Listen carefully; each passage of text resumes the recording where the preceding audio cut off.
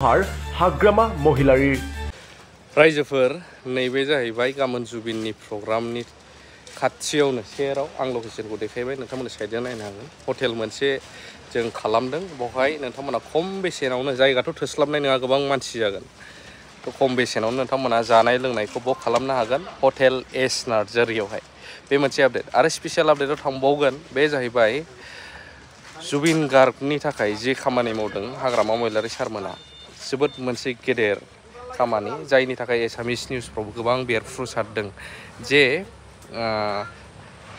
हेमन्त बिश्व शर्मा बायदियानो हायाखै नाथाय हाग्रामाया बिदि खालामनानै देखायबाय गोबां एसामिसफोर गुबुन जातिफ्राबो गोबां एप्रिसिएशन बा एप्रिसिएट खालामदों गोग्गाथाव बाथ्रा बेखौ आं होगासिनो दं बेनि सिगां मोनसे आपडेटआ बेबाव फैगौ 22 तारिख नभेम्बराव सासे डक्टर फैबावगासिनो दं जोंनियाव स्पेसियेल डक्टर निउरा हस्पिटालनिफ्राय बेखौबो आं आपडेट होबाय नैबेयावहाय कन्टेक्ट खालामखादों दानिफ्रायनो मा बेमार नै साइडआव नायनानै ला আদানি ৰামদেৱক বিঘাই বিঘাই মাটি দিয়ে অসম চৰকাৰে কিন্তু জুবিন গাৰ্গৰ বাবে নোলাল 30 বিঘা মাটি বিপৰীতে বন্ধু জুবিন গাৰ্গলৈ অসম চৰকাৰতকৈ ডাঙৰ উপহাৰ হাগ্ৰামা মহিলাৰীৰ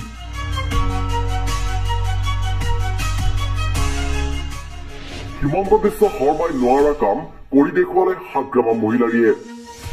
10 বিঘা নহয় BTC 30 বিঘা মাটিত নিৰ্মাণ হ'ব জুবিন উদ্যান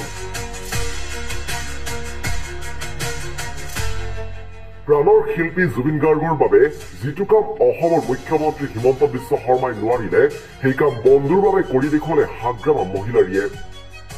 অসমৰ প্ৰাণৰ শিল্পীগৰাকীৰ স্মৃতি ক্ষেত্ৰৰ নামত অসমৰ ৰাইজে অধিক পৰিসৰত মাটি দিয়াৰ দাবী তুলিছিল অসম চৰকাৰক কিন্তু মুখ্যমন্ত্ৰীয়ে সেই দাবীৰ প্ৰতি কোনো উচিত সঁহাৰি জনোৱা নাছিল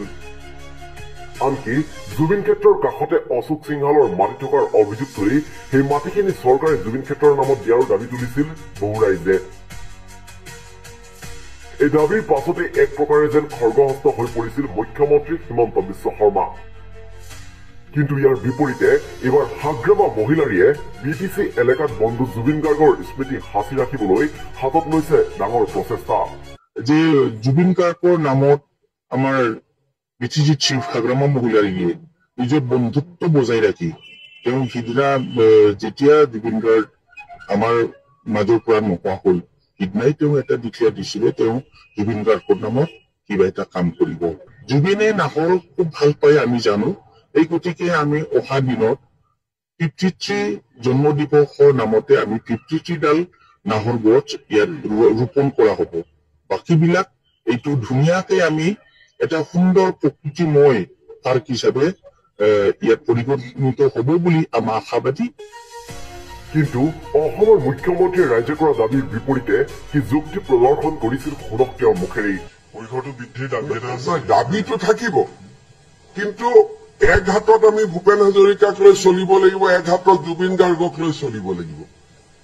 কাৰণ দুইজনে আমাৰ সংস্কৃতিৰ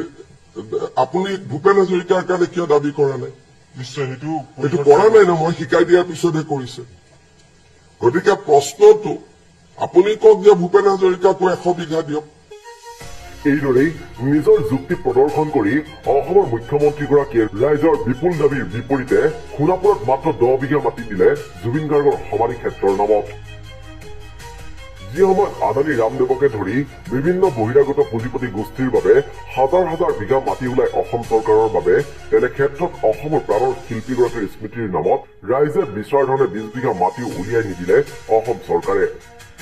আৰু এতিয়া হাগ্ৰামা মহিলাৰীয়ে পূৰ্বে কোৱাৰ দৰেই নিজৰ কথা ৰাখি যি ঘোষণা কৰিলে তাৰ পাছত সকলোৱে একেমুখে কৰিছে প্ৰশংসা